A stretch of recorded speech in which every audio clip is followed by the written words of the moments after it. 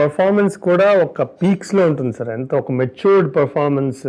ఎక్కడ ఇన్ని రకాల ఇబ్బందులు ఉన్నా కూడా అంత బ్యాలెన్స్డ్గా. బ్యాలెన్స్ అంటే ఒక స్టీల్ లాగా అయిపోయి జీవితం అంతా వడబోసిన వాళ్ళు ఎలా ఉంటారో అలా ఉంటాడు. అంత ప్రేమగా చెల్లెలు కొడుకుని పెంచుకుంటూ కూడా వాడు ఎప్పుడైతే ఆ కుర్రాడితో మిస్బిహేవ్ చేసి వాడు పాలిష్ చేసుకోక వాడిని ఎంత నానా తిట్లు తిడితే నీకు చేసుకోవడం చేత కదా అంటాడు అని వాడిని తీసుకెళ్ళి ఆఖరికి స్కూల్లోంచి దించి పేమెంట్ మీద కూర్చోబెట్టి నువ్వు డబ్బులు సంపాదించుకుని సొంత చొక్కా కొనుక్కునే వరకు నువ్వు ఇక్కడే పని చేయాలంటాడు. నిర్మోహమాటంగా, నిష్పక్షపాతంగా. కూర్చో కూర్చో.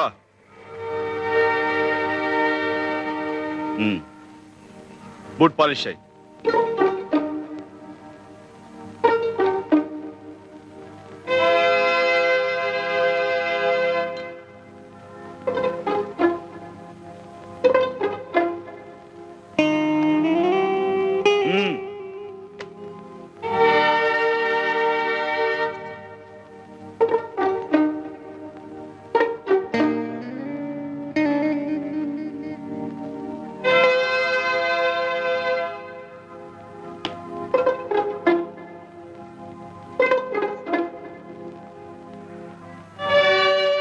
మణికి కొత్త చొక్కా కొనిచ్చే వరకు రోజు నువ్వు ఇలా బూట్ పాలిష్ చేసి డబ్బు సంపాదించాలి.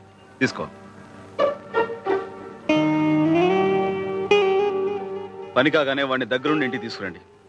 నువ్వు నాతో రా. ఆ భార్య అంటుంది పైకి వెళ్ళిన తర్వాత ఏమి వాడి పసిపిల్లాంటి పెట్టుకుని అంటాడు. బంగారం కూడా నిప్పులో పెడితే తప్ప పొంగదు అది అంతే తప్ప. అదే పిల్ల అది దాంట్లో అన్ని నీతులు అంత నీతివంతంగా ఉంటుంది. మోరల్స్ మనం యాక్సిమాటిక్గా చెప్పకుండా ఇది చెయ్యము ఇది అనకుండా అది చాలా అసలు మార్గదర్శకత్వంగా ఉంటుంది. ఏమిటండి మీరు చేసిన పని?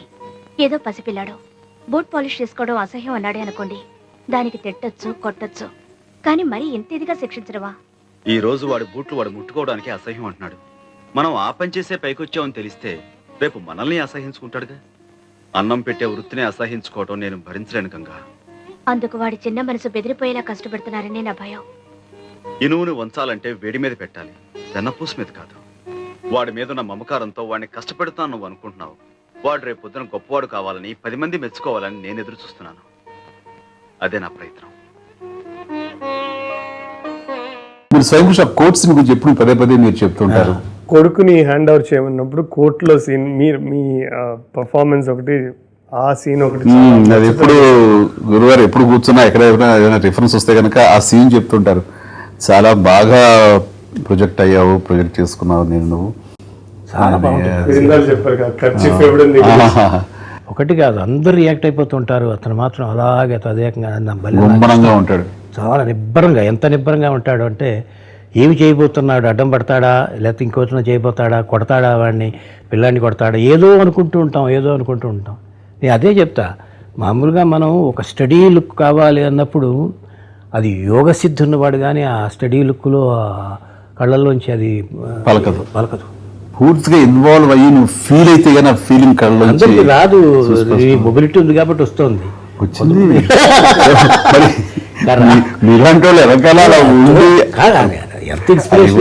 గునుపాటి సాంబశివరావు మీరే కదా? అవును. చిన్న మీ సొంత కొడుకు కాదని తన కొడుకేనని పెనుమతి గోవింద్ ఫిర్యాదు చేస్తున్నాడు. నిజమేనా? నిజమే. That's all your honour.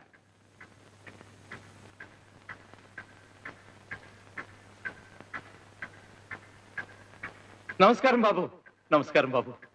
బాబు విన్నారు కదా, నిజం ఏంటో ఆ సాంబయ్యే చెప్పాడు. న్యాయమూర్తులు మీరు.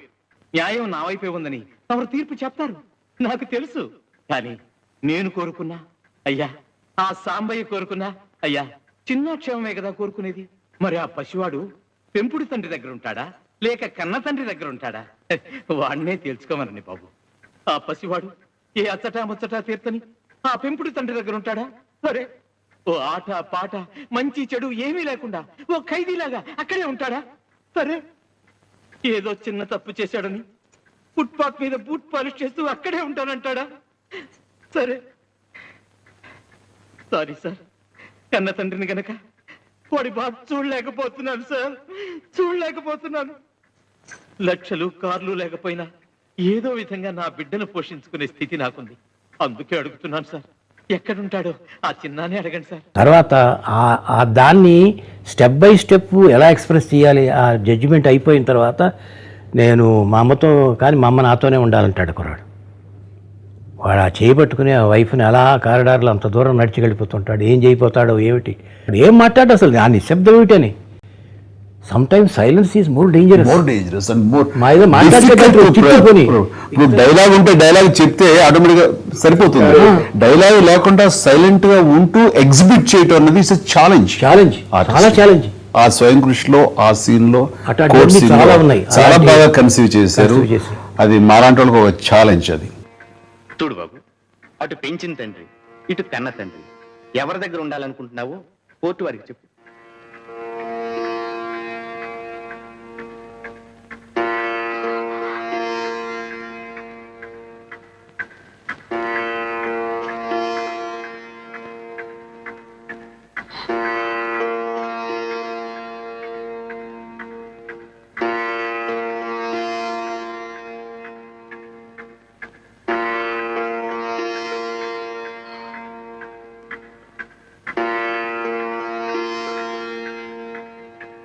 నిర్భయంగా చెప్పు బాబు.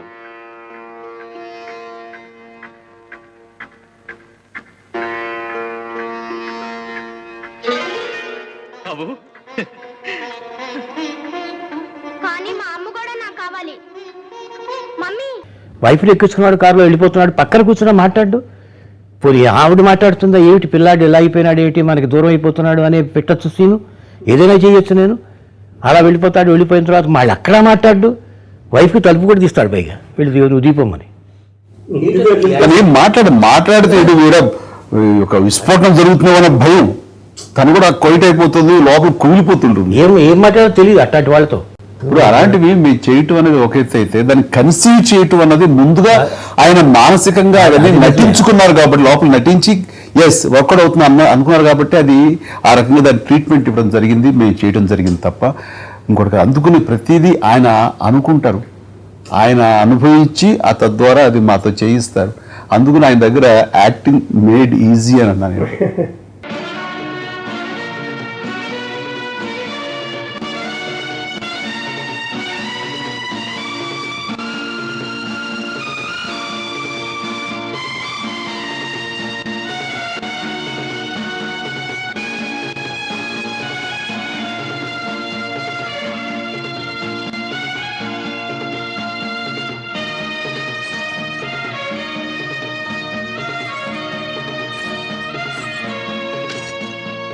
షాపుకు పోనీ.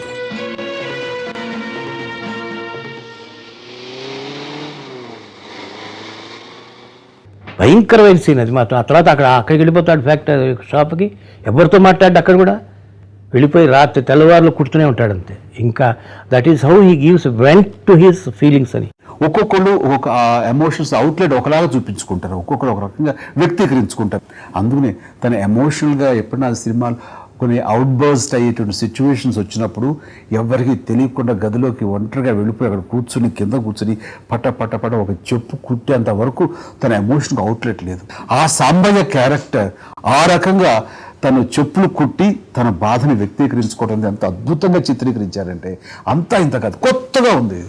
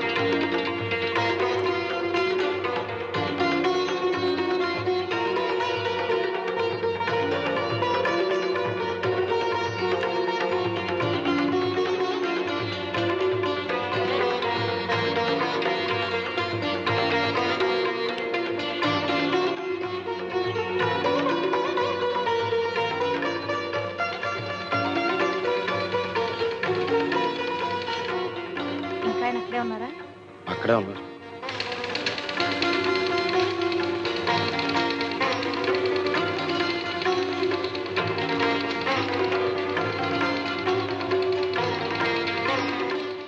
ఆకలితో ఉన్న వాటితో చేయించుకో, నాకేంటి ఇది బాగుండదు, అన్నబట్టరని చెప్పేసి తీసుకుని ఆయనే పెరుగన్నం కలిపి చేతితోటి ఇది చెప్పండి తింటు సార్ అని, నేను కలిపాను అని చెప్పండి, తింటాడు.